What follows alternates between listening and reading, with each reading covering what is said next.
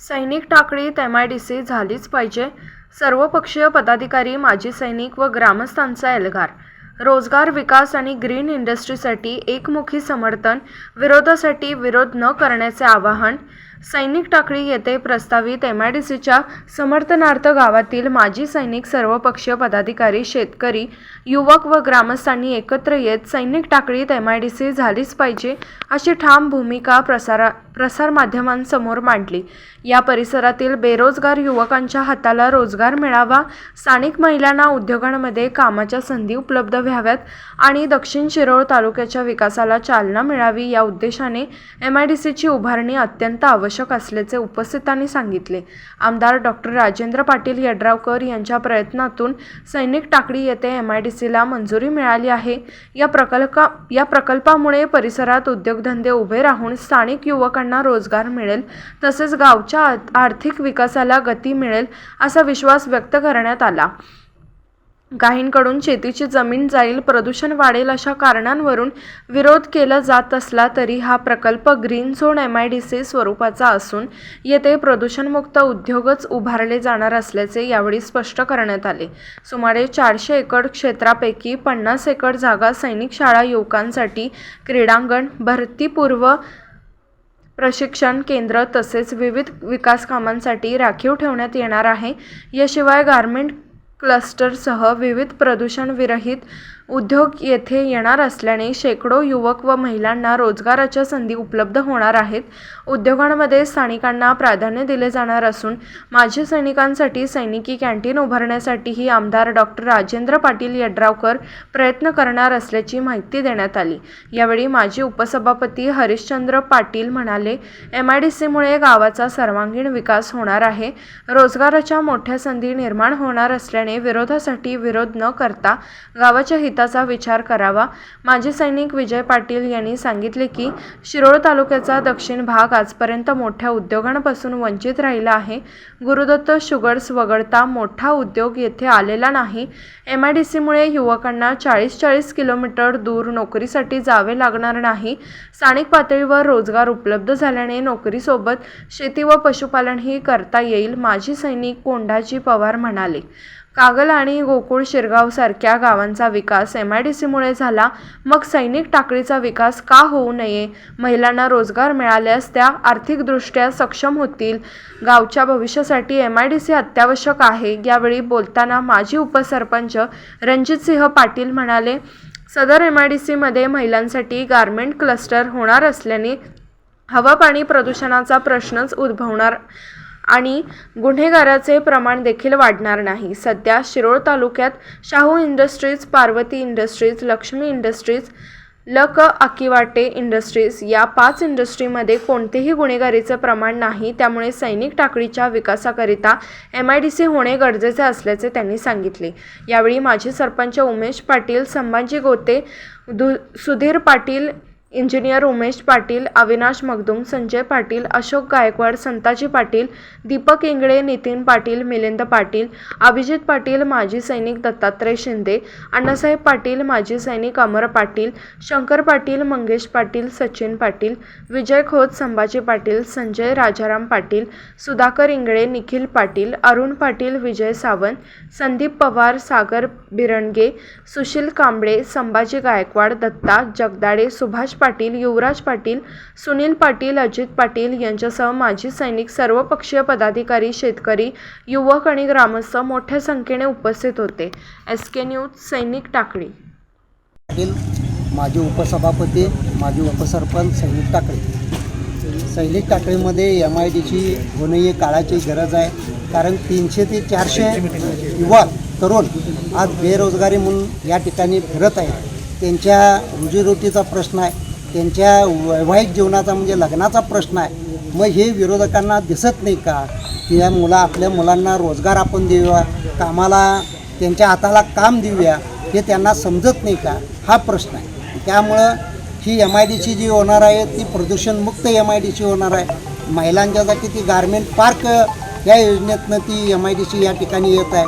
आणि जमीन जाते असा जे काही ते आरोप आहे तो जमीन दाण्याचा या ठिकाणी निश्चितपणानं प्रश्न नाही, कारण जी MIDCला जेवढी जागा लागणार आहे तेवढी MIDCला जागा घेऊन जी उर्वरित जागा आम्हाला राहणार आहे त्या ठिकाणी क्रीडांगण होणार आहे युवकांच्यासाठी, त्याचबरोबर मुलांच्यासाठी चेंजिंग रूम होणार आहे, परत त्याचबरोबर अभ्यासिका केंद्र त्या ठिकाणी उभा करण्यात येणार आहे आणि त्याचबरोबर घनकचरा प्रकल्प उभा करण्यात येणार आहे आणि जे काही उर्वरित परत जागा राहील त्या ठिकाणी नागरिकांना भूखंड वाटपाचा सुद्धा जो काही प्रश्न असेल गावच्या वतीनं ते सुद्धा त्या ठिकाणी करण्याचा प्रयत्न ह्या माध्यमातून केला जाईल आणि निश्चितपणानं रोजगाराचं उत्पन्न या ठिकाणी वाढेल. ज्यावेळी MIDC येईल त्यावेळी गावचं उत्पन्नसुद्धा वाढेल. दरडोई उत्पन्न ह्या गावचं वाढणं ही काळाची गरज आहे. नुसता आमच्या घरपट्टी पानपट्टीवर आमचा हे उद्योग चालणार नाही, ग्रामपंचायतीचा विकास होणार नाही आणि त्यामुळं मोठा उद्योग येणं ही गरज आहे आणि त्यामुळं MIDC आली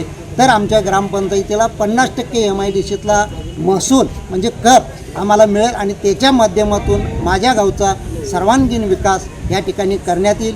त्याचबरोबर महिलांना रोजगार मिळेल, तरुणांना मिळेल, बाकीच्यांना माजी सैनिकांचा जो विषय आहे त्या माजी सैनिकांना सुद्धा त्या ठिकाणी 30% जागा ह्या प्लॉटमध्ये आरक्षित ठेवलेल्या आहेत आणि त्यामुळं ते सुद्धा उद्योजक माजी सैनिक देश सेवा करून येणाऱ्यांना उद्योजक बनवण्याचं सुद्धा काम त्या MIDCच्या माध्यमातून केलं जाईल आणि त्यामुळं MIDC होणं हे गरजेचं आहे.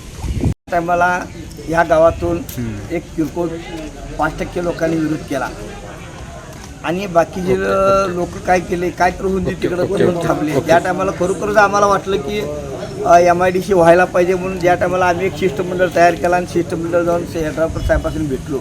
यड्रावकर साहेबांनी भेटल्यानंतर आम्ही आमच्या गावच्या समस्या पहिला मांडल्या.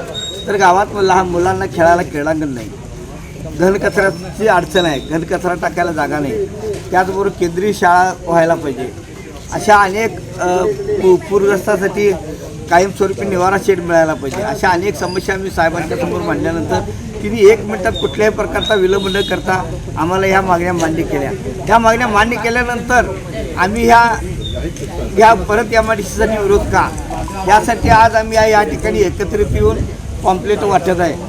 ज्या टायमाला या आंदोलन अंकुश असू दे किंवा त्यांना देणाऱ्या अन्य कुठल्या संघटनेने पाठिंबा दिलेला आहे, त्या पाठिंबा दिलेला त्यांना प्रश्न टाकले, त्या प्रत्येक प्रश्नाला यड्रावकर साहेबांनी उत्तर तयार केलं आणि त्या उत्तराचं आम्ही स्वतः सगळ्यांनी मिळून त्याचं एक पॉम्पलेट तयार करून आज गावभर पॉम्पलेट वाटत आहे. या पॉम्पलेटच्या माध्यमातून आम्ही गावात जनजागृती करत आहे. या माध्यमातून काय होणार आहे, महिलांना मोठ्या प्रमाणात रोजगार मिळणार आहे, तरुणांना मोठ्या प्रमाणात रोजगार मिळणार आहे. त्याचबरोबर या रोजगाराबरोबर गावातील इतर तरुणांना त्या ठिकाणी कोण किराणा व्यवसाय टाकल, कोण पानपट्टी टपरी टाकल, कोण चहाचा गाडा टाकल, अशा पद्धतीचं कोण तर टॅम्पो तिथं व्यवसाय करेल, अशा पद्धतीचं वेगवेगळा व्यवसाय या MIDCच्या माध्यमातून या गावातील नागरिकांना होणार आहे. आणि गावातील नागरिकांना होण्याची आम्ही दुसरी अट काय टाकली तर गावातील लोकांना 70% प्राधान्य दिलं जाईल, प्राधान्य मिळायला पाहिजे असं आम्ही या यड्रावकर साहेबांनी त्या टायमाला बोललो. कारण या MIDCचे सर्वस्व इथे यड्रावकर साहेब असल्यामुळं सगळ्या समस्या आज या तालुक्याचे प्रतिनिधी असल्यामुळं आम्ही यड्रावकर साहेबांच्याजवळ मांडल्या आणि यड्रावकर साहेबांनी सांगितले पहिला सुरुवातीला सगळ्या ज्या त्या कंपनीला लागणार आहेत त्या कंपनीला पहिला टाकळीच्या तरुणांना, टाकळीच्या महिलांना प्रथमतः संधी दिली जाईल आणि त्यानंतर बाकीचा विचार केला जाईल असं त्या टायमाला आम्हाला आश्वासन देण्यात आलेलं आहे. आणि या सगळ्या आश्वासनावर आम्ही विश्वास ठेवून आज रोजी आम्ही सर्वजण मंडळी या ठिकाणी थांबलेलो आहे. हे जरी आम्ही राजकीय पुढारी जरी असलो तरी राजकारण विरहित आम्ही गावाच्या विकासासाठी, गावाच्या तरुणांच्या विकासासाठी आम्ही एकत्रित येऊन आज जनजागृतीचा कार्यक्रम आम्ही आज हाती घेतलेला आहे. यासाठी आमच्या सर्वांचा MIDC व्हावी यासाठी आमचा पाठिंबा आहे. मी विजयकृष्ण पाटील, मी सिग्नल रेजिमेंटमधनं रिटायर झालेलो आहे.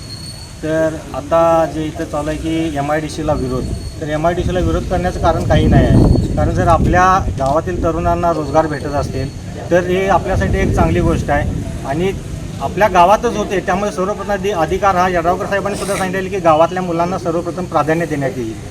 त्याच्यानंतर ही जी MIDC ही प्रदूषणमुक्त MIDC असणार आहे, त्यामुळं प्रदूषण होण्याचं काही कारण नाही, त्यामुळं विरोध करण्याचं यालासुद्धा काही कारण नाही. आता यांच्याकडे काही मुद्दा राहिलेला नाही की विरोधकांना की MIDC रद्द करा, फक्त माजी सैनिकांना पुढं करायचं, काहीतरी कारण सांगायचं आणि MIDCला विरोध करायचा हे चालू आहे इथं. आता मी सुद्धा एक माजी सैनिक आहे. आता मला 35,000 पेन्शन भेटत असताना मी MIDCला का विरोध करू, का माझं भागलं म्हणून मी विरोध करू काय?